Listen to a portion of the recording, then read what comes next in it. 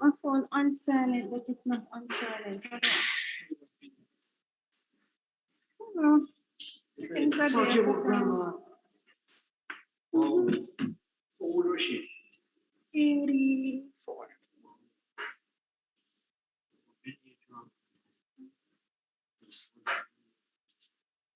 She actually lived a broken, what's this called again? Hip. Spine. Two of the. Stop.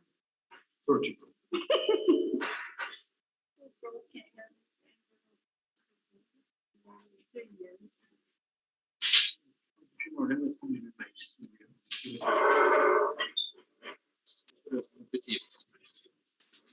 All right, then when you're ready to talk. Your first time? Yep. All right, let me turn the video on.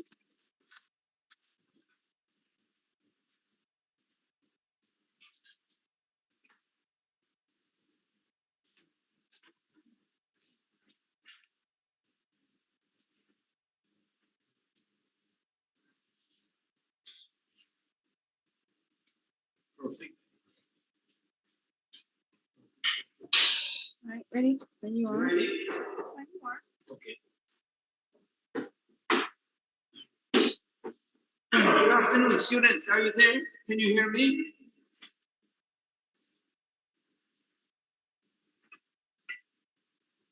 Okay, greetings. So, very good. So, greetings and good afternoon.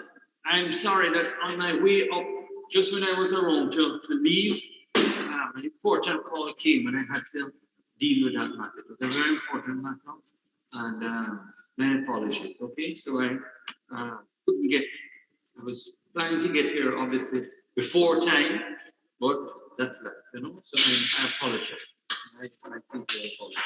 So let's get in and look now at the anterior abdominal wall. Okay, so let's orientate ourselves. Okay, so let's orientate ourselves here. All right, so we're looking at here a specimen of the anterior abdominal wall that's been dissected out. And we see here that there is skin. Okay, so we see the skin and we see the umbilicus. Okay, so that's the umbilicus that we're looking at right here. All right, and we can now dissect off skin right here, dissect off the skin, and we come into another layer here. And this is the layer of the superficial fascia. Okay, so we're in the layer of the superficial fascia. And we can take it off. See, I can remove off the superficial fascia here. Now, in this subject is what you call a lean subject. Okay, there is very little campus fascia. Okay, so you saw the pictures I was using yesterday for the lecture. So in this individual, campus fascia is a very thin layer. Okay, so what is this? Maybe this person did a lot of, or abdominal exercises. Okay, so this did a lot of abdominal exercise. So you can actually even count the adipocytes. See, those are the adipocytes there. So this superficial fascia, this campus fascia there, is very, very thin. Okay, very, very thin, not thick. Okay, so as you know, this campus fascia can vary a lot in thickness. Okay, so in a bucket over there, I have another just purely campus fascia, but it's in the formalin is too strong. Okay, I should have really taken it out and soaked it, and then I was going to show it to you. But next time I do a session with you, I will show you the campus fascia. But campus fascia is literally, when it's developed, it's a thick layer. Okay, it's a thick layer over here. Then we see now the membranous layer. So this is primarily here what we're looking at is the membranous layer. And this is another layer of the anterior abdominal wall. Yeah. Yeah, man, this is fine. Come on, fine. I'm seeing, is that what they're seeing there, Shimura? This is beautiful, man. 300 months. So this is what we're looking at is scarpus fascia. Okay, and you can just dissect it all and see that's all a layer all by itself. Okay, so that's the membranous layer, that's scarpus fascia. Overlying them, as I said, would be campus fascia. In this individual, the campus fascia is really very reduced, right? Reduced down. So you can see I dissected it when I was dissecting off the skin there. You can see the fat cells there showing. Okay, so you can see that that layer was very thin. Okay, then we see, so this is scarpus fascia. Then deep to scarpus fascia, we see the muscles. Okay, we see the muscles that we're discussing. The first layer here, and that layer is the layer of the external oblique. Okay, there you can see how the muscle fibers are going. Okay, right, you can see the fibers are descending infero-medially, and they're coming off of the chest wall. These are the ribs here. Okay, and that muscle there is the external oblique, and we can see that it is becoming aponeurotic. Okay, so when I dissected this first, it looked just like aluminum foil. Okay, yeah, like that. So just it was like aluminum foil. But now you see what's happened. The chemicals have sort of discolored it, but it was silver. Okay, and this is the aponeurosis of the external oblique. All right, deep to this, we see the internal oblique. And you see those fibers, how they are running. Those fibers are running superior-medially. These fibers are running inferior-medially. These fibers are running superior-medially. Okay, they're running superiorly and medially. However, the fibers that are lower down, right down here, they are taking a different direction. Okay, and they are going to form what is referred to as a tendon. So we know dissect away that layer, and we see there's another layer, and these fibers are running transversely. Okay, that's beautiful. See how they're running transversely. So this muscle is the transversus abdominis. That's the transversus abdominis, and we can see. What do they form? What do they form? Where that is? No. Okay. What do they form? Okay, so Ariel, that's a very good. Relax, Ariel. They will go to form the conjoined or conjoint tendon. Okay, so conjoined or conjoint tendon. Thanks, Genoa. So we are now looking at the transversus abdominis. Okay, and in between the transversus abdominis and the internal oblique. Remember, this is the area that is referred to as the neurovascular plane. Okay, so that's the neurovascular plane, and we can pick up some nerves in here, and there's some small blood vessels. Okay, so we can take this like this, and we will see that there are some nerves in there. Okay, see the nerves right here? Okay, that's one of the nerves right here. See that nerve? And this nerve, as you can see, is directed towards the umbilicus. Okay, that nerve is directed towards the umbilicus here, right? So that nerve is coming right over to the umbilicus. So therefore, that nerve is a T10 nerve. Okay, that's a T10 nerve. Okay, so that basically will be the neurovascular plane, and there we can see the transversus abdominis. Okay, that's the transversus abdominis. Then we see this muscle that's going up and down, and that muscle is a straight muscle, rectus means straight, and it's in the abdomen, so on the abdominal wall, so it's rectus abdominis. Okay, and we can see that somewhat faintly left back here some of the tendinous intersections. Okay, so that's the rectus abdominis, and we see, by the way, that is covered here by a silver sheath. I've dissected off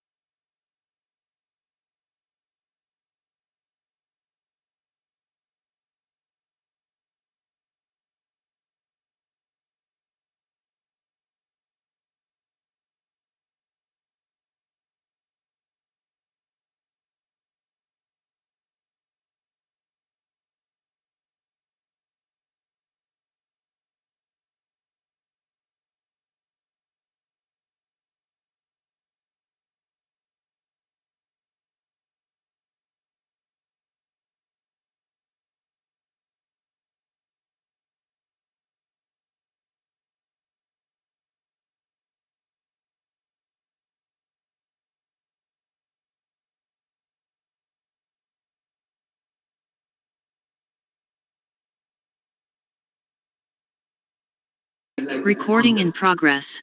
300 marks, a mesothelium, Duncan Parks. So the thing is a mesothelium. And what exactly forms a mesothelium? What exactly is a mesothelium? Histologically. What exactly is a mesothelium? Histologically. Quick o'clock.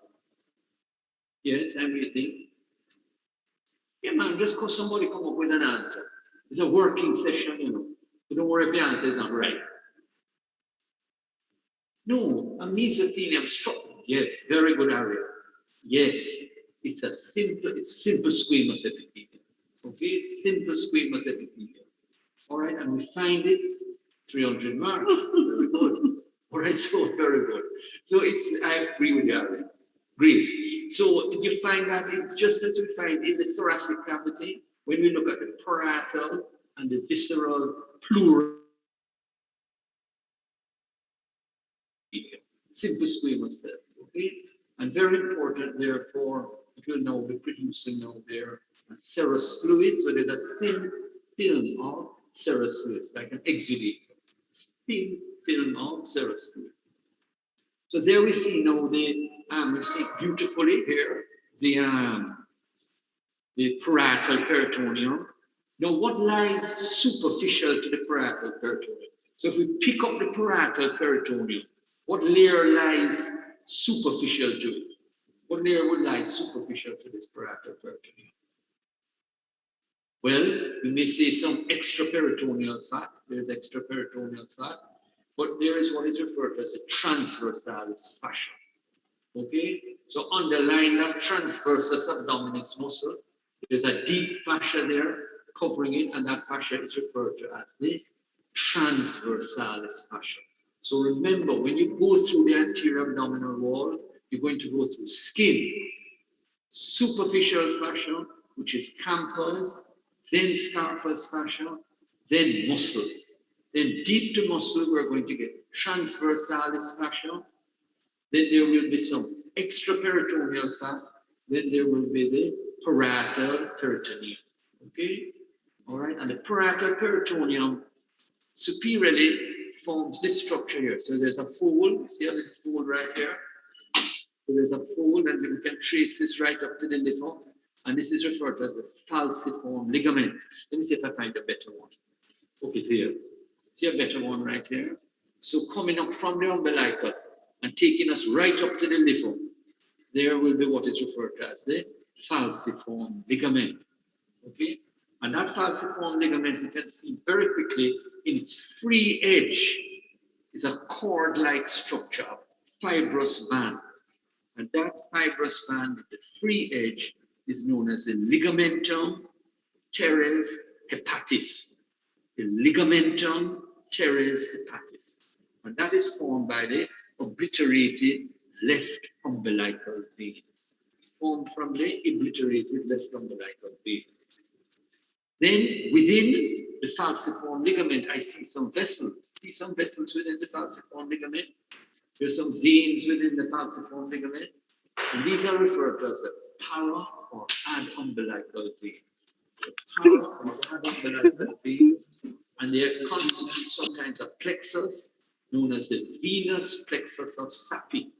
Okay? S-A-P-P-E-Y. Oh, I want to repeat something. I'm not sure what. Okay, right. So that this is so in the free edge. So when we look on the posterior aspect of the anterior abdominal wall, when we look at it,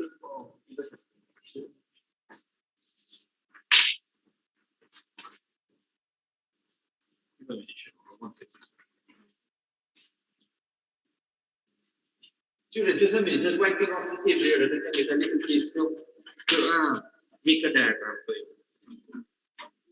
Perfect.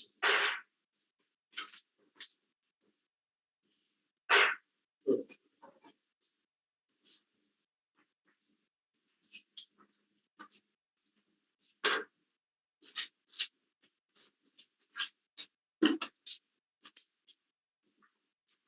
Okay, so when we look at the posterior aspect, posterior abdominal wall, when we say I'm taking, it's just like that, just shown in this here. So when I look at the posterior aspect of this, this anterior abdominal wall. See how it's cut out? It's cut out. See, this is how it's cut out on the tree. Okay, and there is the umbilicus. The umbilicus right there. So what we're saying is that going superiorly, the peritoneum forms a fold, a sickle-like fold. Falciform, a sickle-like fold. A sickle-like fold. Shani, thanks, Sasha, thanks, sweetheart. 300 months. Much appreciated. Look at the color she has on, the exact color I used there. We both like this color a lot. See, Sasha, look here. Look at this. It's the exact color drawing as you're walking with, you know. She has on a beautiful one, scarf. So there you see this sickle-like thing. So I sort of turned it to the side. And in its free edge, there is a fibrous band, right? And that fibrous structure is referred to as the ligamentum teres, means round. Hepatis means liver. So the round ligament of the liver, right? The ligamentum teres hepatis. And it is formed from the obliterated left umbilical vein. So the left umbilical vein will obliterate to form it. And what I said also is that when you look at the falciform ligament, you will see that there are some vessels there. And these are referred to as the para or ad umbilical vessels. The para or ad umbilical vessels. Right? And they form what is referred to as the venous plexus of Sappi. Okay, so there are these para or ad umbilical veins, and they drain up to the left branch of the hepatic portal vein. Let's relax. The left branch of the hepatic portal vein. So these veins here will drain up to the left branch of the hepatic portal vein. Now, I have a question for you. What is the significance of them? Anyone? What's the significance of these veins? What are their functions? What are they doing? What are these veins doing? What are these veins? While you're thinking about that, below the umbilicus, there are 5 folds that we mentioned that I told you I'll tell you about in the practical. 5 folds. Okay, so there are 5 distinctive folds. I like this color a lot. This color is very nice, isn't it? Can you like this section or you like this color? Very good. Right?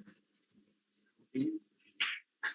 So there are 1, 2, 3, and I'll show you all of them on this list. 5 folds. So there are 5 folds, and everything is converging onto the umbilicus. So what I'm trying to say is that when you look at the posterior aspect of the anterior abdominal wall, it's busy. Okay, it's busy.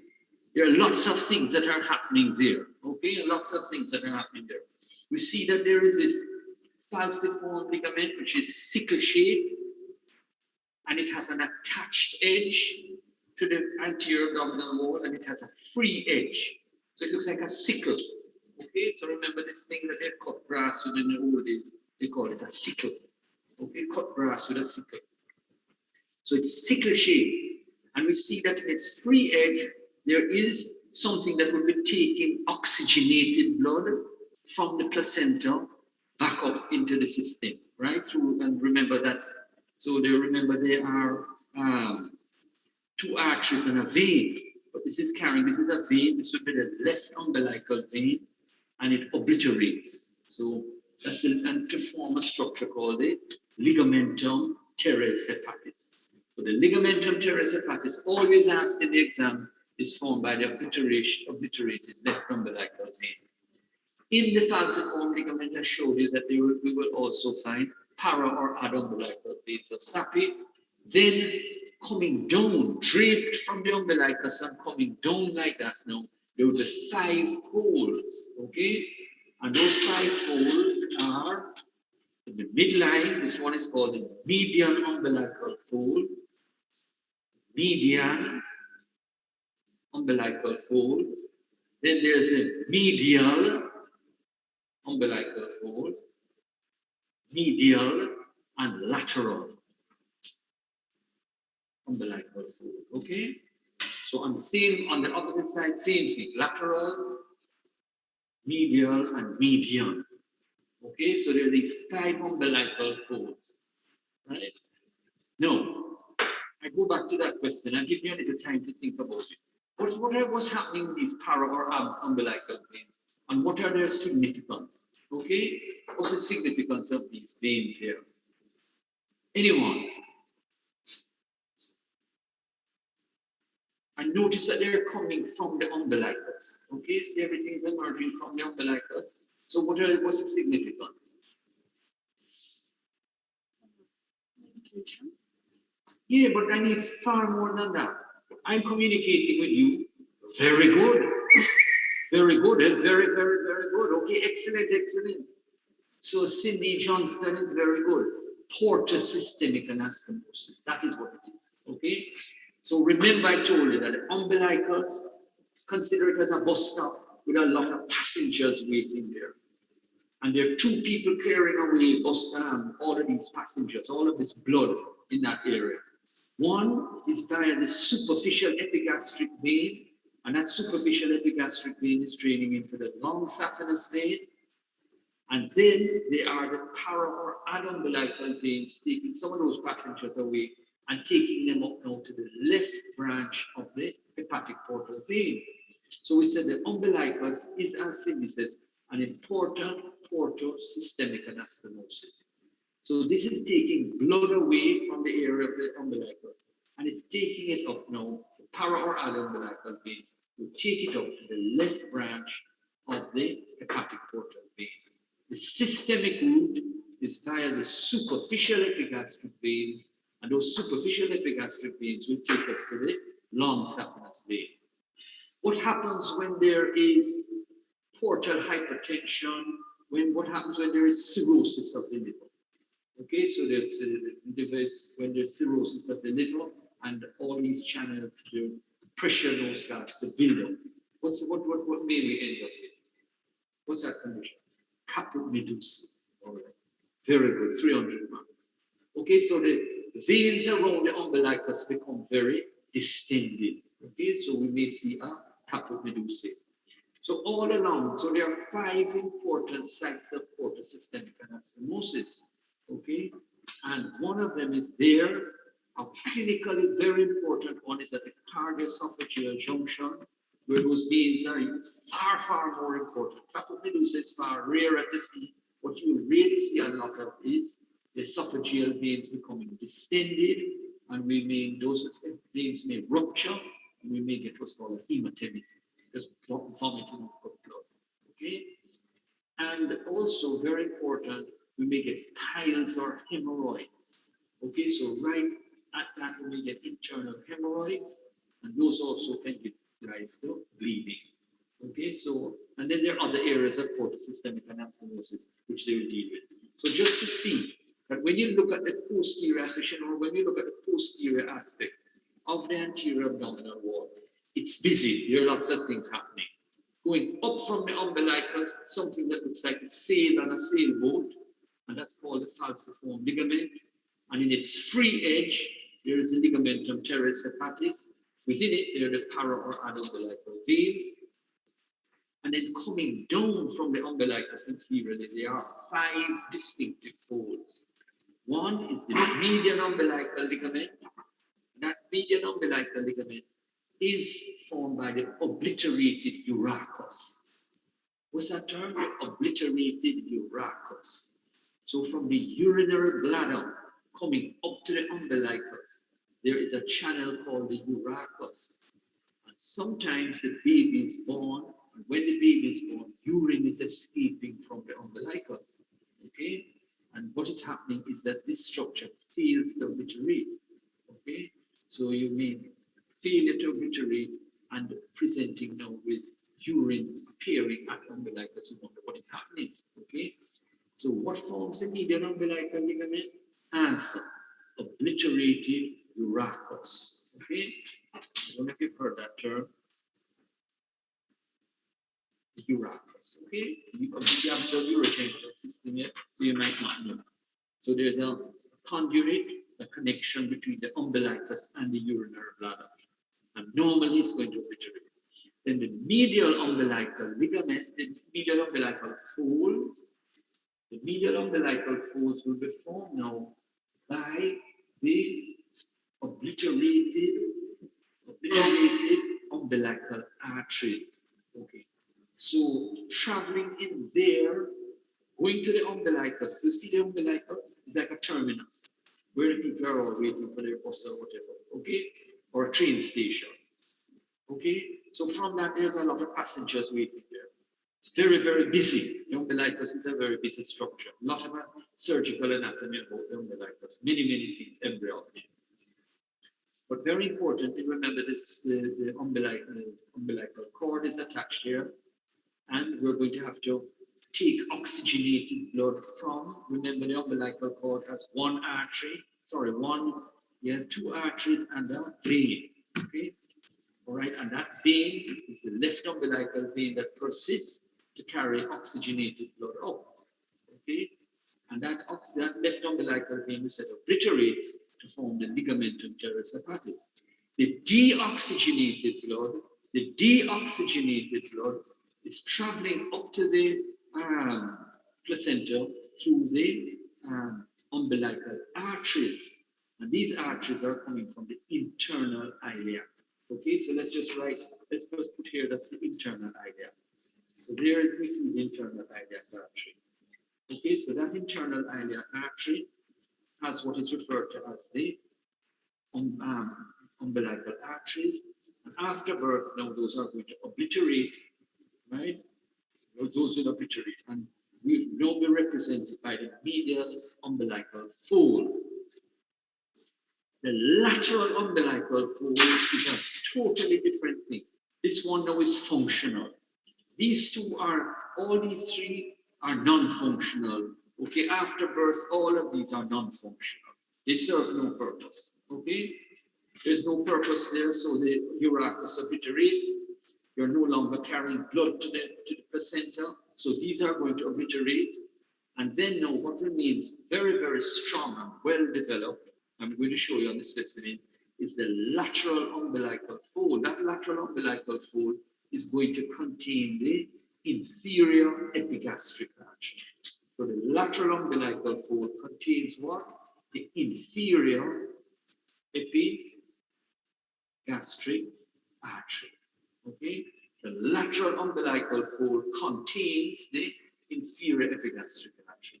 That inferior epigastric artery is going to travel up, enter into the rectus sheath to supply the anterior abdominal wall with blood, oxygenated blood.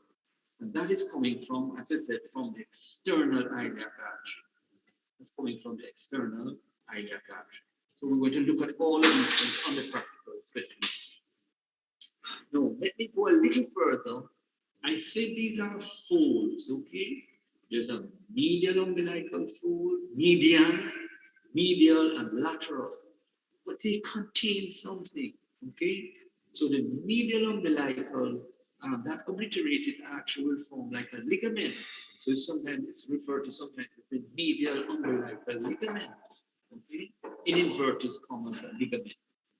But it's really just the obliterated umbilical artery, okay? The medial umbilical fold, sometimes you read it as the medial umbilical ligament containing the medial umbilical ligament. And that instead is formed by the obliterated urachus. Okay?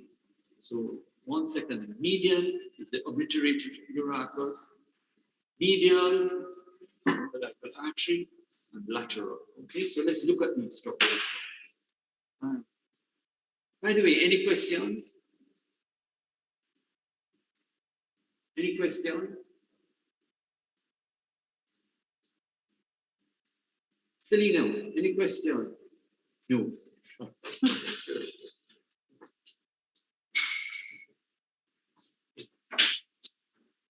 like this color. This color is very good. Okay, so I'm not going to pressure precious thing, you know. I'm just taking my time with you guys.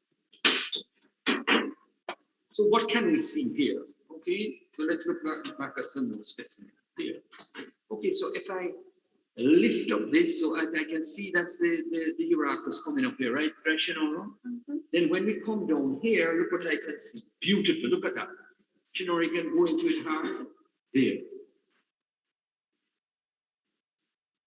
Excellent. Beautiful, look at that. Perfect, look at that. Look, you see what I'm lifting up? So in the midline, Yeah. oh, give a chance, give a chance, give a chance. I'm not looking at the screen yet. I'm coming right back to it. I was trying to prepare something here. So there I'm seeing 3. Shinora, can we show those 3 very clearly? Good. All right, so you see these 3. So this is a median umbilical fold that's formed by contains the medial umbilical ligament, which is formed by the obliterated Urachus. Good. Then we look over here and we see the medial umbilical folds. Those medial umbilical folds, I can actually hold on to them. These are going to be formed now by the obliterated, they're going to contain the obliterated umbilical arteries that are coming from the internal ilia. They're coming from the internal ilia. And then if we look over here, we'll see the lateral umbilical folds. But in truth and fact, the lateral umbilical folds really don't directly go up to the umbilicals. And if I lift it up, look here, Shinora, what do I see? Deep to it, I see a blood vessel. Are coming right there. Give a chance. So deep to it, right here, there. See what it contains? There. A vessel. See that vessel? Zoom in harder than Shinora. Harder. Beautiful. And that basically is the inferior epigastric artery. And that inferior epigastric artery is going to supply, as we know, the anterior abdominal wall, and it is coming from the external ilia. Okay, this is coming from the external ilia. Okay. Now let's look at some other specimens here. Okay, so there, this is another anterior abdominal wall. Let me look at this one first. Here. This is a nice one. Wow, look at this here. This is beautiful. Look at that. I know, I'm going to the question, yes. Okay, yes, so remember now. So you have the lateral medial. Okay, so remember you replicate it. Okay, so 5 of them converge to the umbilicus. And there's similar pair on either side, right? You know, 5 of them. So a median, 1 median, 2 medials, 1 on either side, and 2 lateral. Okay, very good. Excellent. So there we're looking again at the posterior aspect of the anterior abdominal wall, and there we see the umbilicus. And immediately what I see is that the vein, that's the falciform ligament. Look at that, beautiful. This is the best. See the falciform ligament there? Very good.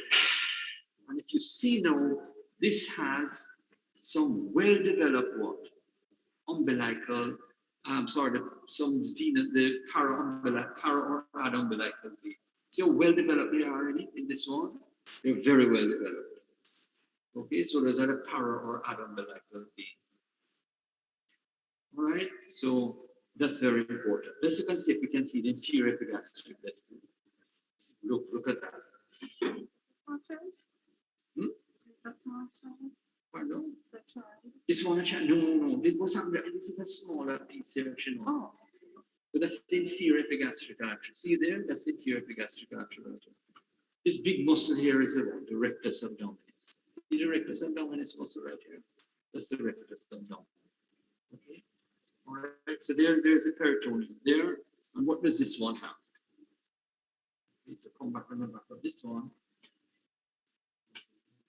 And this one has nice. The umbilical folds are nice on this one. Okay. All right. So I think I spent enough time on the peritoneum. Okay. All right. Let's just get back and do some work here now. All right, so we have a question now. Let's just get into this question. The superficial fascia, okay? So think of a person with a well-developed campus fascia, okay? So what are some vessels that we're going to encounter in that campus fascia? What are some vessels we're going to encounter? Anyone? Okay? Tell me about some vessels we're going to encounter. What are some vessels we're going to encounter in the superficial layer? Yeah, what are some vessels we'll encounter? Right. No, not the superior epigastric, no. We're the superficial layer. So I'm in a building, right? Look here, I'm in a multi-story. I think this building has 5 floors too. Is that so, Shanora? We have 5 floors? Yeah. So this is what's happening over the 5th floor. Yeah, those are the superficial epigastric vessels, okay? Right. The superficial epigastric vessel. No, that's superficial epigastric vessel. The superficial epigastric, let's have to start with the veins.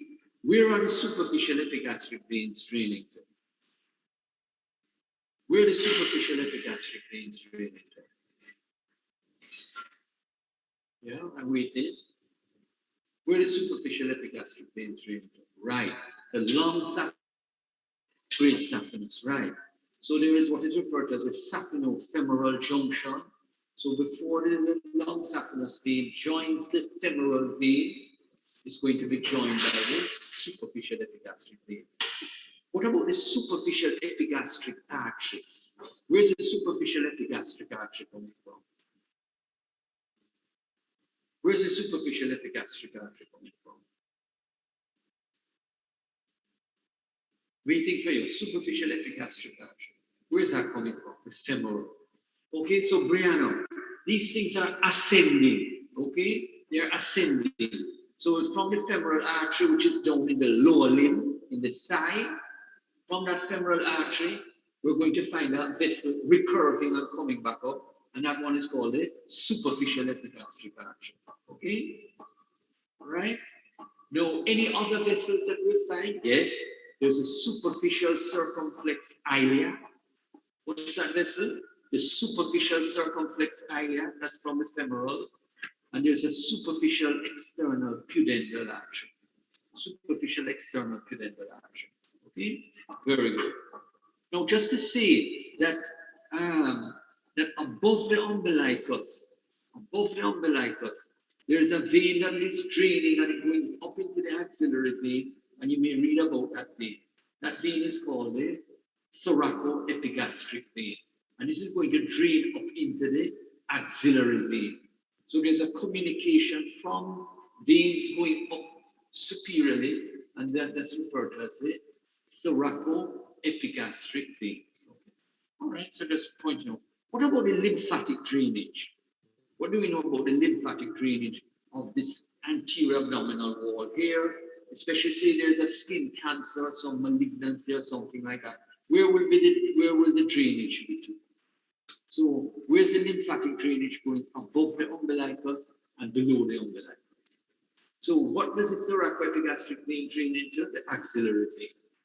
Okay, that's going to drain upwards into the axillary vein, which you know will continue as the subclavian vein. Okay. Now, what about the lymphatic drainage? Okay, so above the umbilicus, right, to the pectoral group of lymph nodes, the pectoral axillary nodes, 300 marks, and then below the umbilicus to where? To the medial group of superficial inguinal nodes. Okay. Or so you see the external oblique right here, and I'm not going to go over. We see the external oblique right here. Now I'm going to bring over another specimen, and let's discuss a little about the blood supply. Continue in the blood supply to the anterior abdominal wall. Right here. Okay, so I'm looking here now at a chest wall.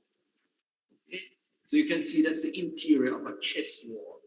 Okay, that's the interior of a chest wall. You can see the ribs, you can see the sternum, and I'm going to pick up this blood vessel here. Who is that blood vessel right there? Who is that blood vessel right here? Oh, by the way, Monique, so below the umbilicus. Let's write it out. I want somebody to write this out. There's a lot going to come a lot in the exam. And we must know about it. And write that out. Medial group of superficial inguinal nerves. So write that out, that everybody can see that on the screen. Medial group of superficial inguinal nerves.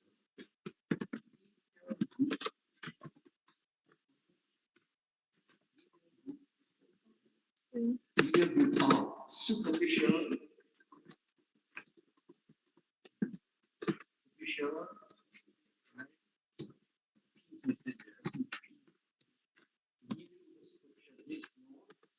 right? Nodes. Okay. So can you hold it?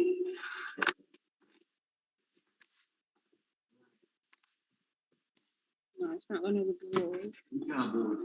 No nodes to hold it. Or leave it alone. I think it's an inguinal.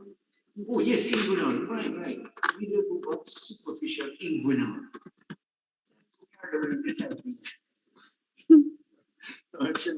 I'm very conventional, and she's helping us in more ways than she should, you know. All right. So there is the. So what am I looking at here now? What am I leading to? Okay, so what am I leading to here? What is this? That's the internal thoracic artery. Okay, so the internal thoracic artery is one of the important sources of blood supply to the thoracic, to the abdominal wall. So that internal thoracic artery is going to divide into a superior epigastric artery and a musculophrenic artery.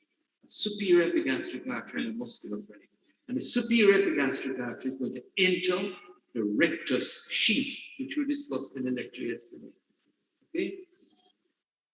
And anastomose with the inferior epigastric artery, and the inferior epigastric artery is coming now from the external iliac artery. What are some other sources of blood supply?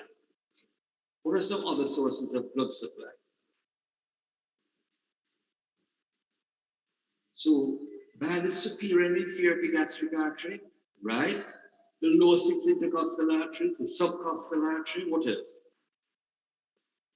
The deep circumflex iliac, very good, yes. The four lumbar arteries which are coming off of the aorta, all of these are important sources of arterial blood supply. Excellent. Okay. Now, just relax a little here. Just relax. No, so I turn this specimen over and I see this parietal peritoneum here. What is the nerve supply to this parietal peritoneum? What's the nerve supply? What will supply all of this? Remember, we say this area is very sensitive. If there are any problems, infection or anything, then it's going to be giving us a lot of pain. All right, so basically, what do we have here? What's the innovation of this? Waiting for the answer. Very good. Excellent. Excellent. Very good. Okay. Excellent. All those answers are full marks. Okay. And I like the anterior rami of the lower six thoracic nerves. Right. So these are the intercostal nerves that are needed. T7 to T12. Very good. Okay. Excellent. Excellent. Very good. Very good. Okay.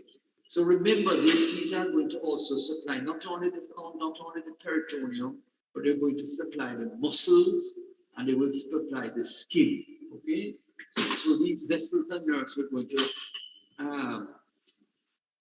travel in the neurovascular plane, enter into the rectus sheath, and then just lateral to the midline, they're going to emerge. See some of them emerging right here. Shinora, we can show it right here. So there are some perforating branches, some cutaneous branches, okay? And remember, they form like a dermatomal mat. Okay, let's go over something now. What dermatome is the neck? Neck. 3. Okay. 3. Tip of the shoulder. Nipple. Ziphisternal. Ziphisternal. Okay. Umbilicus. bikini area. Very good. All right, at the area of the mouth. Perfect, okay? And by the way, what's the nerve that carries the innervation to the mons pubis? Always asking that. What's the nerve that carries the innervation to the mons pubis? 300 marks, the iliohypogastric nerve. What's the root value of the iliohypogastric nerve? T12 and L1. So the iliohypogastric has a root value of T12 and L1. Okay?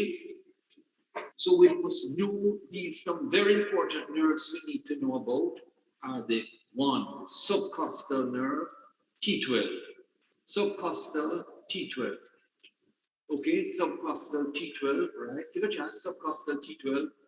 Iliohypogastric, T12 and L1. Subcostal T12. Iliohypogastric, T12 and L1. Genitofemoral, L1, L2. Genitofemoral, L1, L2. Reasonable? One of them I could have put in the middle. Let me start back over. Subcostal T12, iliohypogastric, T12, L1, ilioinguinal, which is going to emerge through the superficial inguinal ring, ilioinguinal, L1, genitofemoral, L1, L2, right? And then lateral cutaneous nerve of the thigh, L2, L3, femoral nerve and obturator nerve, L2, 3, 4. Femoral nerve and obturator nerve, L2, 3, 4. Okay? So these you must know by heart. Okay? They are important. These ones are very, very important. Okay? So let's make a note of them. So these nerves are crucial nerves. Okay? They are very important.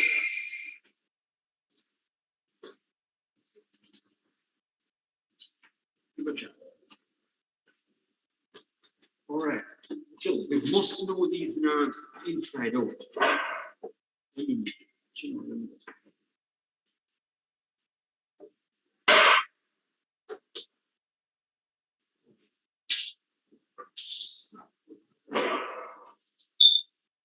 All right. So where am I? Just relax. Take a little break. This is very important. Okay. So subcostal. Jeremy, thanks here. Subcostal is T12. Ilio, hypogastric, T12, L1. Ilioinguinal. Ilioinguinal, L1. Genitofemoral, L1, L2. Lateral cutaneous nerve of thigh or lateral femoral cutaneous is L2, L3. Femoral, L2, 3, 4. Obturator, L2, 3, 4. Okay? So these guys are very important. So subcostal, very important. And remember that subcostal nerve is going to get into the what? Rectus sheath and will supply the pyramidalis. Pyramidalis. Iliohypogastric, very important. And it's going to pierce the aponeurosis MCQ, pierce the aponeurosis of the external oblique. And the L1 part of it is going to supply the mons pubis. Okay? The ilioinguinal nerve, very important, is going to emerge through the superficial inguinal ring. So he is not considered a content of the inguinal canal because he's like a person that you give a person a job and they have maybe their job is to come to stay till 12 o'clock in the night. And when do they come to appear for the job? At 11:59 and 59 seconds. Okay? So there's just one more second and everything is over. So the ilioinguinal just comes in to the inguinal canal, just appears and disappears. Okay, whereas all the other people are doing a whole heap of work in there. Ilioinguinal just appears and disappears. But it comes out now and you will supply the area of the root of the penis and the scrotum, etc., etc., etc. So when the people are doing an inguinal hernia repair, they have to make sure to remember to preserve this nerve, right, Shinola?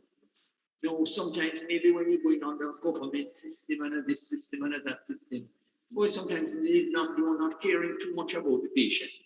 And then they cut the nerve. Okay? No, that's not a good story for the patient because in terms of their sexual feelings and all of that sort of stuff, down there becomes anesthetized. Okay, so down there they have no sort of made all of their okay, so it's not a good story. Okay, all right. So you always have to remember to preserve this nerve. It will regenerate, but what will happen is that if you cut it, then that a good amount of the area down there involved with sexual pleasure and everything like that, that area is all numb. Okay, no feelings there. Okay, so some people are not so happy. No, this guy needs special consideration, and that's the genitofemoral nerve.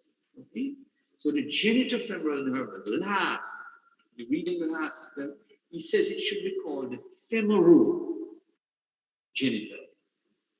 Okay, he says it should be called the femoral. Let me write this down. Femoral, the femorogenital. Right, he says you should call it the femorogenital because what's happened is that the femoral takes the L1 root and the genital, the L2. Okay, so the genital part is L2 and the femoral part is L1. Okay, so this femoral part is going to be supplying the upper half of the femoral triangle, and L2 is going to be supplying things like the cremaster muscle, will supply the cremaster muscle, and very important in the cremaster reflexes, and will supply areas of the root of the penis, root of the clitoris, and a bit of the labia, etc. Okay, so this nerve is very important, and he is found within the spermatic cord. Okay, it's found within the spermatic cord. Lateral cutaneous nerve of the thigh is a nerve I'm going to show you. That nerve is going towards the ASIS and gets in under the inguinal ligament and will now supply the lateral aspect of the thigh. Femoral, is L234, and that's things like the quadriceps, femoris muscle, etc. And obturator is going to the muscles of the medial compartment of the thigh. Okay, so these are some of the root values. Okay, so very important that we have, that they know these there. Okay, so these are the crucial ones. Okay, let's go for it. Yeah, perfect. Okay, so subcostal, and in the exam we have to identify all of these nerves, and we are going to identify them right now. Okay, so right now I'm going to show you. Subcostal T12, iliohypogastric T12L1. Ilioinguinal is said to be the collateral of the iliohypogastric. Ilioinguinal is said to be the collateral of iliohypogastric. Remember, he appears in the inguinal canal, disappears, comes out the superficial inguinal ring, but it's an important nerve in supplying sensory innervation to parts of the area of the genitalia, external genitalia. Okay? The lateral cutaneous nerve of the thigh, important, it is compressed. You get a condition called neuralgia parasthetica. The femoral nerve L234, obturator nerve L234. Okay? Very good. So let us look at those nerves. I'm taking a different. Each time I go, I do it one. Different. This is a different one. The thing of today is not to what? Just try to not confuse. Try to get sort of slowly with it. And Gardner is trying to go slowly. All right, so let's look right here. Pick up the specimen. So what we're looking at here now, we're looking at, I'm coming right home here, let's look here. This is what is referred to as a sagittal pelvis that has some posterior abdominal wall on it. Okay, some posterior abdominal wall on it. Let me get some water. Okay, look, Ariel, see, she wrote out everything. This you can say she's right. Subcostal T12 in there, we got L1. Genitofemoral L1, L2. Lateral cutaneous nerve of the thigh L2, L3. So what I want you to write, Ariel, lateral cutaneous nerve of the thigh, just put dash neuralgia paresthetica. Okay? Lateral cutaneous nerve of the thigh, put dash neuralgia paresthetica, and then write genitofemoral should be named femorogenital. Genitofemoral should be named femorogenital. Okay? And then somebody else can type that TOA. Tibial and obturator are from the anterior division of the nerves. So TOA, so tibial and obturator are from the anterior division. Femoral and common peroneal are from the posterior division. They're L234, but L234 is anterior divisions of L234 for obturator, posterior divisions for the femoral. Okay? And remember, genitofemoral should really be femorogenital. Let's just say something very important.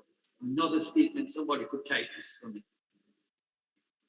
Genitofemoral nerve emerges from the substance of the psoas. Let's write that down.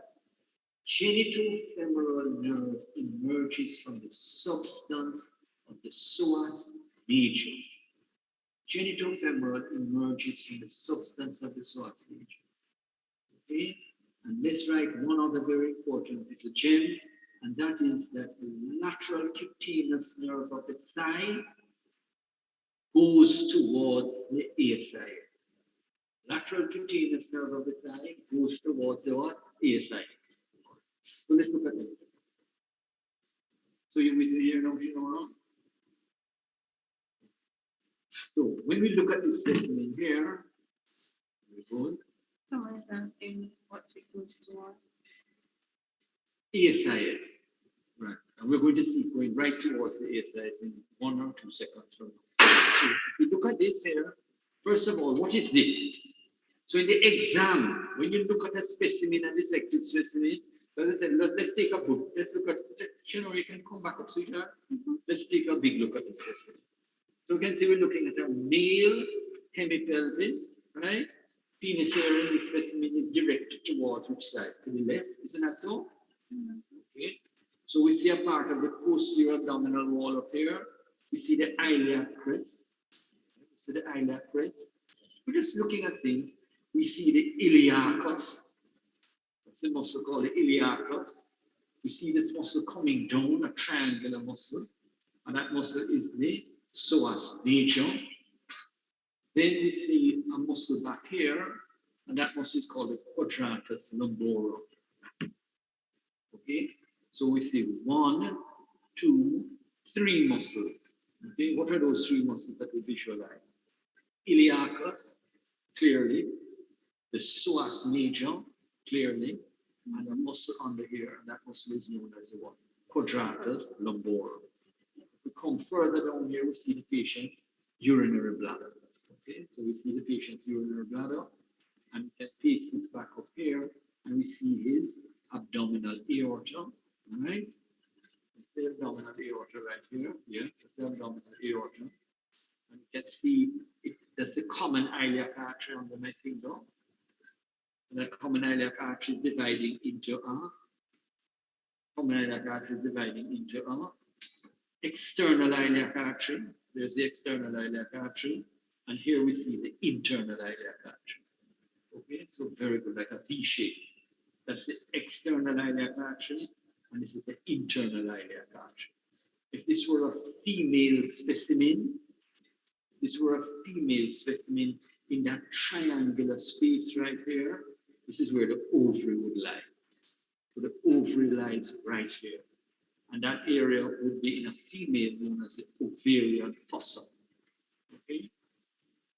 And in the ovarian fossa right here, by the way, just for fun, we're going to look at it, not really for fun, but just for, you'll see that right in there, there's a nerve down there. Okay? Let me use the red. Okay.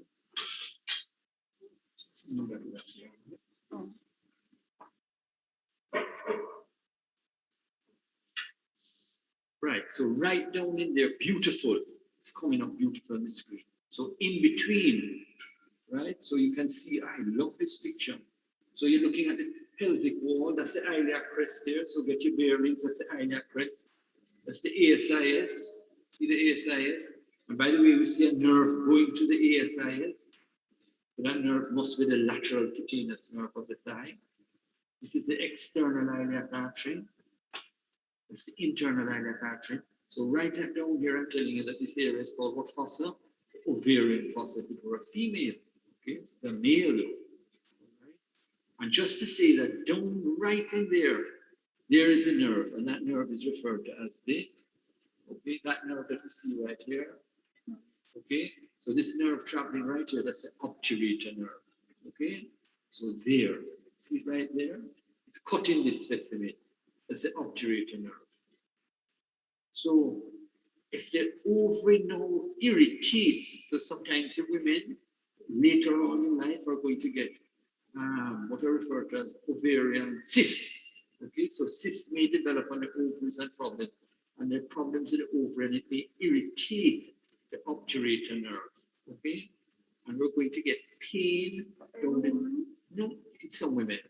Okay, so my friend, not too long ago, says, oh, she's just going through, just going to in that area, going into menopause, etc. She had these ovarian cysts, okay? And what's happened is that classically, she said, I'm feeling pain along the medial part of my thigh, and my knee hurts me. So I'm feeling pain along the medial aspect of the thigh, and the knee is hurting. And what you're doing is a classic, in a female, that's classic referred pain, and that's what's caused it by an irritation of the obturator nerve. And that is referred to as the Romberg-Howship sign. The Romberg-Howship sign. So Romberg-Howship sign, and that's when we get irritation along. So you told in bone, you talk about Howship linkage, right? The Romberg-Howship sign. Okay. Romberg-Howship sign. Okay, so you look in that. Okay, so that's irritation there, where we get pain along the medial aspect of the thigh. And there. Okay, so let's get back here now. So there we're looking back up here.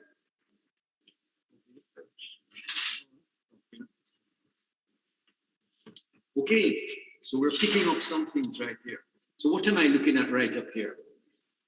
So the light is really good, Shimura. We must see that. Howship, H-O-W-H, how, S-H-I-T, R-O-M-B-E-R-G, Romberg, Howship Romberg sign.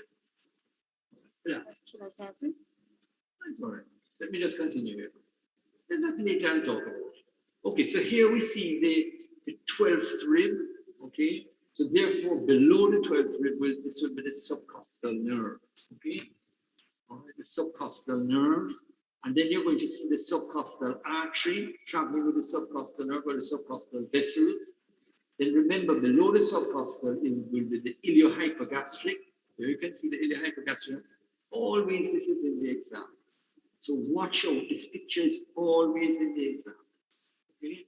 Then just the one that is right below is a little harder to show. So sometimes not so much in the exam because that's like a thread-like nerve, and that's the ilioinguinal. Okay, so there we see the ilioinguinal nerve right here. That's the ilioinguinal. And then coming out now, we see from the substance of the psoas. See from the substance of the psoas right here. This is psoas major muscle. Coming out from the substance of the psoas will be the genitofemoral nerve. Okay, so the genitofemoral nerve is coming out of the substance of the psoas. Okay, that's going to be L1, L2. Then going down to the ASIS, see the direction. So clearly you see the direction towards the ASIS. And that's going to be the lateral cutaneous nerve of the thigh. So once you see in the exam, the nerve is going towards the ASIS. Once it's going towards the ear size, Ramshetty, then how we going? I'm good. Pressure, man. Pressure, you all right? So going towards the ear size, then that will be the what? That will be the lateral cutaneous nerve of the thigh. And there you see the psoas major muscle. And if you look at the nerve that was on the lateral aspect of the psoas, this here is going to be the femoral nerve. Okay? So on the lateral aspect of the psoas, that's the femoral nerve, L234. And then on the medial aspect of the psoas, there down in here, that will be the obturator nerve. Okay? So the obturator nerve. Right, so remember, psoas major is like a landmark muscle. And there are two nerves like that. See, two nerves on the lateral aspect of the psoas. Now, I have a colleague here. He is Dr. Ram Shetty. He's from the University of Gujarat. Now, he was originally from Dharmashala. Okay, so Dr. Shetty, he was originally from Dharmashala, where the Dalai Lama. So students, you know anything about the Dalai Lama? Students, you know anything about the Dalai Lama? No, the senior. Who you talk this morning? Okay. It's called. So the Dalai Lama. Where does he live, Ram? Where does he live? Dharmashala. Dharmashala. So that's where Dr. Ram is from, Dharmashala. But then now his father moved down to Gujarat. Where the present Prime Minister. Then Mr. Modi is from. okay. But anyway, we're just joking, not the Ram Shetty. Ram and that joke. All right. Okay. So anyway, you get Ram knows that I love all of these memes of the different parts of India. All right. You all right then? Yeah. Go ahead. We have a meeting of this. What kind of meeting? Just a GP and just the three of us. Okay, sure. Yeah. Okay, perfect. There we are. We're moving at it now. Okay. Then what's the time? I have no idea what the time is. Okay, all right, so relax. Okay, so students, let us move on. Okay, so there we can see now some of the specimens here, all right? Now let me show you on another specimen. Okay, now just want to show you right here that this structure right down here, that structure is the inguinal ligament. Okay, so there we're seeing here now the inguinal ligament right along here. Okay, that's the inguinal ligament here. Now, it's too much in this session to do both the femoral and the inguinal canals. It's a bit much. You get what I mean? You know, it's a bit much. So maybe I have to ask for a little more time to do more with them. You get what I mean? No? It's a little hard to do anterior inguinal and femoral canal in one session. It really is a little rough, you know? A little rough.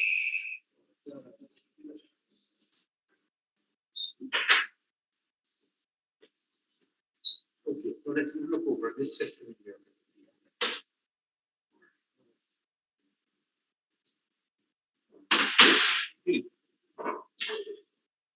All right. So students, let's get a look at this specimen here. So we move now from a male specimen to a female specimen. Okay. So why I like this specimen a lot is it shows the inguinal canal quite nicely. Okay, it shows the inguinal canal quite nicely. So let's orientate ourselves first of all. Okay, so we need to come back and orientate ourselves. All right, let's just take our time. Okay, so I'm trying to just take my time with this. Okay, all right. No, just take our time. Okay, so we're looking at a female specimen. It's not a male. There's no penis right there. Okay. There's no scrotum, rather this is a female. As you can see from the external genitalia, you're not looking at a male, right, Shenora? This is a female. This is the labia majora that we're looking at right here. That's the labia majora that's right here, and that's the labia minora, okay? All right, so when we now look into here, this is a beautiful specimen, okay, sorry. So we're just taking our time. Taking our time. Now, there you can see the psoas major muscle. So this is the psoas major muscle that's coming down right here. You see that this one has a variant. What is this silver structure here that we're looking at? What's that silver structure? What's that silver structure? Anyone tell me? If anyone can tell me, I offer you no gold. Gold, if you can tell me what this structure is. What's the structure that I'm holding on to right here? Lying on the psoas major. No, it's lying on the psoas major muscle. Lying on the psoas major muscle. What is that? No, it's a tendon. And that's the tendon of the psoas minor. Okay? So this is the tendon. Very good. The tendon of the psoas minor. Okay? That's the tendon of the psoas minor. So you see it sometimes. It goes into the iliopubic eminence. All right? Then we see here now the femoral nerve. That's the femoral nerve that's right here.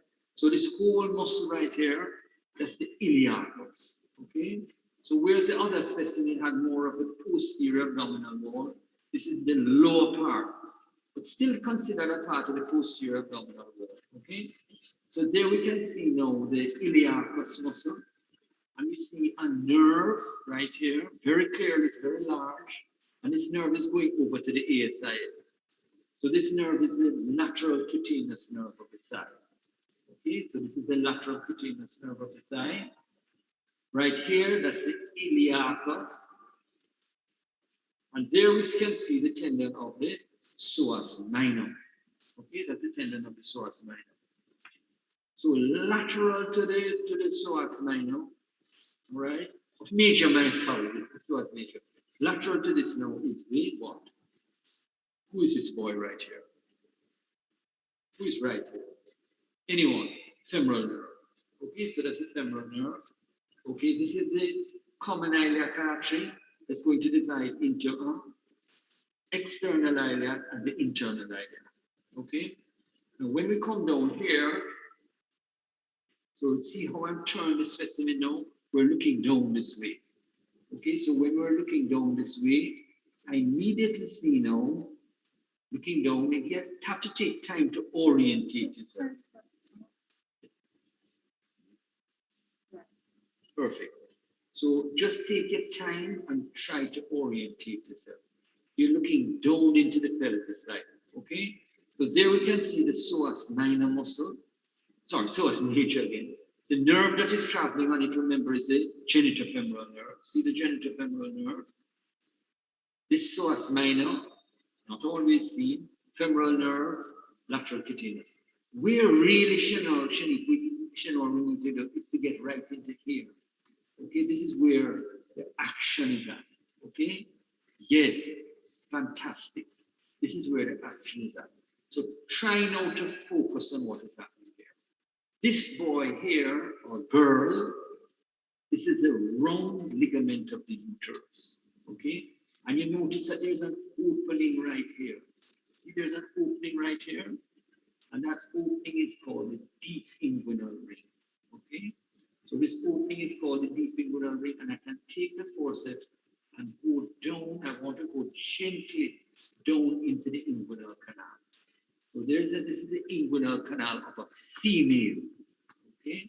And you can see the round ligament of the uterus entering this round opening, the circular opening, and that circular opening is what is referred to as the deep inguinal ring. And right here, this fascia, so this silver-like fascia that we're looking at here is the transversalis fascia. So this is the inner, we're looking at the inner aspect of the anterior abdominal wall, right down to its lower limit. So right down to nearly its floor. And we see the round ligament of the uterus. In the male, this would be represented. In the male, this would be the vas deferens. Okay? So in the male Shinora, what we will see, this cord-like structure would be the vas deferens that's carrying spermatozoa. Okay, from the testis to the ejaculatory duct. But in this case here now, this is the round ligament of the uterus. Then we're going to see that right guarding. We'd say that we use the word guarding, and like I've never used that word before to say this, but we could say just standing like a soldier. About by the Yeah. furniture. Yeah, so sorry about this, the big arch. We see a vessel climbing up onto the anterior abdominal wall. And this vessel is the inferior epigastric artery. Beautiful. So that's the inferior epigastric artery here. And the inferior epigastric artery is a medial relation to the deep inguinal ring. Inferior epigastric artery is a medial relation to the deep inguinal ring. So what is happening is that, and then when you look over on the side here, look at this now. So we stretch over here and we see another opening. Look at this opening right here. What's it called? This material first. Then we can position it. Good. This ends up in inverted commas killing men in some women. Okay? So the demise or death of some women is related right to that opening. Okay? So there are a number of women, especially females, sometime late in the night, severe pain, rush to the hospital, too late, and they die. Okay? And basically, what is happening is that sometimes the intestine may pass down through that opening, and this is known as the the femoral ring. Okay, so one section, or this is called the femoral ring. Okay, so the entrance to the femoral canal is through what is referred as the femoral ring. See there? So it's a ring, and it's going to lead down. If I push the forceps down, it's going to lead down into a space that's about 4 centimeters long, and that is called the femoral canal. Okay, so the femoral ring that we see here is the entrance into the femoral canal. Okay, and in the femoral ring tends to be wider in the females than in the male, because the female has a wider pelvis. Okay, so sometimes sadly, some small intestine may just sort of push its way into there, and then that small intestine, because it's always moving like a little worm, will twist on itself. So that it will pass through the small intestine, will pass down into there, go down into the femoral canal, and then twist in there, and then we get what is referred to as a femoral hernia. But further than that, the hernia becomes incarcerated, it can't be pulled out, and then it will undergo very quickly gangrene. Okay, so it will become gangrenous. So usually what happens to the female is that once it's down there, they'll first have intestinal obstruction, so they're not passing any more stools, right? So no more stools are passing, and then they start to develop all of this pain, and then suddenly the pain becomes very excruciating. When they don't have what's called an incarcerated hernia, and it's twisting on itself, right? When it's another term, it's a strangulated hernia. So it becomes strangulated. The blood vessels, the blood supply to that portion of the intestine becomes cut off, and very quickly gangrene sets in because there's fecal material, intestinal material in there, with bacteria, etc. And so they get a strangulated hernia. It can't be moved. It becomes like imprisoned. It becomes incarcerated, right? Incarcerated, and sometimes, many times, by the time they rush to the hospital and they're in that state, the patient dies. Okay, the patient will die. All right, so that's a very, very important thing, and that's the femoral ring. So the femoral ring is going to be the entrance into the femoral canal. And that femoral ring now has on its medial aspect right here what is referred to as the locunal ligament. See that ligament there? So there's a ligament that comes around right here, and look, it has what's called a sharp crescentic border. And that sharp crescentic border now is going to be referred to as the locunal ligament. So the inguinal ligament, that's the inguinal ligament coming down. The inguinal ligament is going to turn a corner, like curving around a corner. When you curve around a corner, that's referred to as a locunal ligament, which is now going to be continuous as the pectinal ligament. All of that now is going to form the boundaries of the femoral ring. Okay, the femoral ring. So the boundaries of the femoral ring have Gimberna. Okay, so it's just not all wet here.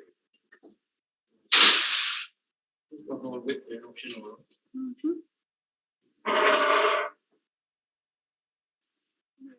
Four places what? Wet. You want another table? Give a shot. Someone wants to Give a shot. This one is full wet. put it on?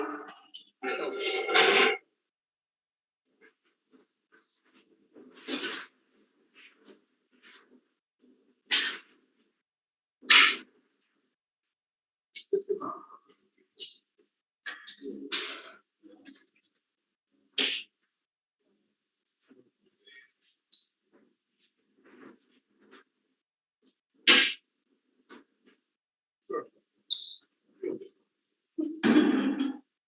You have the correction or Yeah. and then you put also this. All right, so the femoral ring is going to be the entrance into the femoral canal. Okay.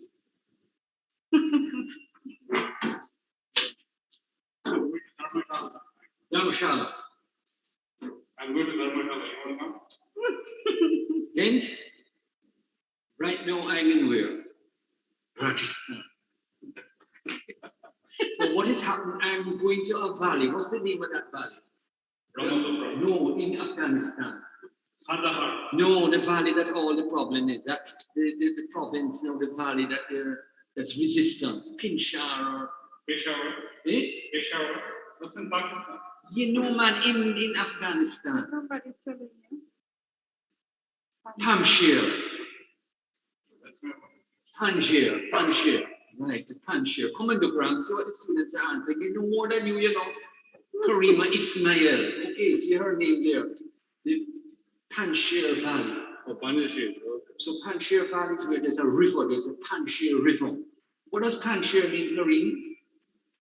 Kareem, what does Panjshir mean? What does Panjshir mean? 5 lions. Okay. Right. Share. Panjshir. It is share, not share. Share. Panch means 5. 5. Okay. Share means lion. Okay, so the 5 lions. Yeah. So Panch means 5. Look here. So Panjshir, right, means 5 lions. Yeah. So right now the Taliban, which I most Indians pronounce Taliban. We say Taliban, they say Taliban, right? So right now the Taliban now are having problems because they would like to take over that Panjshir valley right there. So the people now are putting up resistance, right? And I think really that the world should look into it. There's no reason why they must enforce themselves on these Panjshir people. And there's a very important person called Masood. What's his name? Ahmad Masood. Masood, right? So his son is there. What's up? See, they know all about what's happening in the world, you know, Masood, okay? So his son, Omar Masood. right, Omar Masood. So he's there fighting. So the Taliban, okay, so let's hope that they can get their sovereignty. I was just looking at some documentaries last night on the Panjshir Valley of how beautiful that area is. It's such a beautiful area with the river passing through, you know, but these people don't want to go and take it over. And then give me 15, 10 more minutes. Sure, man. Take your time, man. Okay, so let's now get back to the femoral ring. So when we're looking at the femoral ring is very important. That's going to be the entrance or the gateway into the femoral canal. Okay, so let's just take our time here. So the femoral ring we just saw was a ring, just like that, the femoral ring, and this is medial, this is lateral, this is posterior, that's anterior. So the femoral ring we just saw a while ago has as its medial boundary the locular ligament. So we saw the locular ligament, and we saw that the locular ligament has a sharp, free crescentic border. Okay, the locular ligament has a sharp, free crescentic border, which is right here. So that's the medial boundary. Okay. anterior boundary is the what? What's the anterior boundary? Anterior boundary is the inguinal ligament. Okay, so that's the inguinal ligament right here. We're going to talk a little bit. So the inguinal ligament is going to be in continuity with the locular ligament, which is now going to be in continuity with what? The pectinal ligament, or the ligament of Gardner. No, the pectinal ligament of Cooper, sorry. Right? Pectinal ligament of Cooper. Right? So the eponym used for the inguinal ligament is the ligament of Cooper. Then the locular ligament is the ligament of Gardner. And the pectinal ligament is the ligament of Cooper. I think that's it. Right, so anyway, let's have it. So we're seeing here now the femoral ring, right? And then right beside it now is the femoral vein. This is the femoral vein. And lateral to that will be the femoral arch. Right here. Femoral arch. Okay, so we have the ring is the entrance into the femoral canal. Now, if I were to look at that anterior part of a thigh, okay, so this is a man's thigh. Okay, that's his thigh coming down right here. So his scrotum is here. So this is medial, that's lateral. So right in that femoral triangle here. So you remember from your lower limb. So that's the femoral triangle there. It's a sartorius muscle coming over. You remember that. In the femoral ring, sorry, in the femoral triangle, there's something called the femoral artery, which is found at the midinguinal point. The femoral vein, which is right beside it. And these are enclosed in a covering. Okay, let's use our fancy color for that covering. There. And this covering is called the femoral sheath. Okay, so there's a femoral sheath surrounding all of this. Okay, and the femoral canal, so there's a femoral sheath, it's a fascial sheath, right? And that fascial sheath is formed basically, so look at my two fingers there, so Shinora. So when you see this is the femoral arch and the femoral vein, there's a sheath enclosing it, just like that, look like a sheath. The anterior part of the sheath is formed by a continuation of the transversalis fascia. And the posterior part of the sheath is formed by the iliac fascia.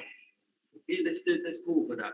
So the femoral sheath, anterior part of the femoral sheath is formed by the transversalis fascia, and the posterior part of the sheath is formed by the iliac fascia, or called the fascia iliaca. And they're going to enclose, and we see that there's a space medial. So the space that is medial, Shannon, you can take that for that mark and put this thing through the space down.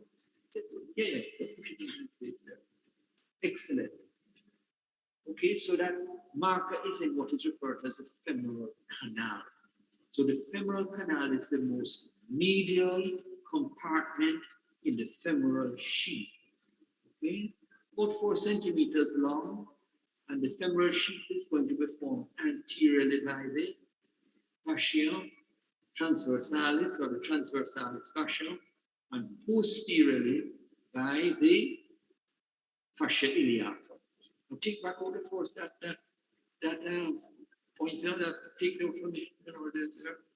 So the entrance, you see the entrance there? That entrance is going to be what's called a femoral ring. And that femoral ring that we see right here, that femoral ring is the entrance into the femoral canal, the abdominal entrance into the femoral canal. And it's bounded anteriorly by the inguinal ligament, bounded posteriorly by the pectinal ligament, bounded medially by the locular ligament, and bounded laterally by the femoral vein. Right? And what does it contain? It contains fat. It contains what? Fat. And the whole thing, and it will contain also some lymphatic vessels. Some lymphatic vessels from the lower limb. And what else does it also contain? That's very important. So the femoral canal, what would we find in the femoral canal? Right at about the level high up, just a little below the femoral ring. What's going to be contained in there? The most important structure. So there's somebody by the name of, no, femoral nerve is different. The femoral nerve is like down in the grill. The femoral nerve is not even in the femoral sheath, but the femoral nerve is between, way out here. The femoral nerve is way out here. Femoral nerve is traveling differently, far out. Femoral nerve has nothing to do with the femoral sheath. So what do we find in there? What do we find in that femoral canal, just as we go in there? And I can show it to you on the specimen, but it's all wet over there. What is in there? So there's a student by the name of, this fish is always answering question, Ariel Prokop, or Prokop. Ariel Prokop. I like that name a lot. Sounds very anatomical. Prokop. Right. So Ariel Prokop, what do we find in the femoral canal? Other than fat and lymphatic vessels. What else do we find in there? I'm waiting for an answer. What's the answer? 300 marks. Cloaca's node, right? The deep inguinal node of Cloaca, right? Very good. So let's write that out. Deep inguinal node of Cloaca, the deep inguinal node. That node is super important, right? We have the superficial inguinal nodes, and now we have the deep inguinal node. And what we find in there is the deep inguinal node of Cloaca. Right? So the deep inguinal node of Cloaca, I'm going to read that message. Let me finish right now. The deep inguinal node of Cloaca is very important. So there's a cancer. So sometimes in Jamaica, men before, not now, but if we were to turn back, say some years ago, coming up at the hospital was cancer of the penis, right? So cancer of the penis, right? So even if I'm looking at room that I'm pointing to right now over there, you see that there's some penises in some bottles. And those were taken off at operation, at surgery, because they developed cancer of the penis. Okay? It's very sad. You have to amputate the penis. Right? So when the cancer now is on the glans penis, what Jamaican, what you call the nurses will call the head of the penis, okay, or the glans penis. When it's at the glans penis, then the venous, the lymphatics will be taking it to the deep inguinal node of Cloaca, right? Also the glans clitoris. So the perineum, the female perineum, and other important areas all drain to the medial group of superficial inguinal nodes. But the glans penis and glans clitoris drain to the deep node of Cloaca, which is found in the femoral canal, right? Okay, so you have to go now for classes. So what I'm going to try to do, you know what I'm going to try to do? Think about okay, relax. The pectinal ligament of Cooper. Don't worry about that. No, the question, what we could do, what we could do is that I could ask Shani not only to take this class, but to move the class of last year, where I might have some more on the inguinal canal, or I can come back and do an hour with you further. Remember, we have our lab. So the inguinal canal and inguinal hernia are very important. So when I looked at this lab, it was stacked too heavy. Anterior abdominal wall is one big hell of a topic, as you see to put in a lecture. But to do inguinal canal, inguinal things and all that is a lot. Okay, so I'm going to see if I can get an extra hour on lunchtime and come and do some more on the inguinal canal. Okay? All right? Just to say, that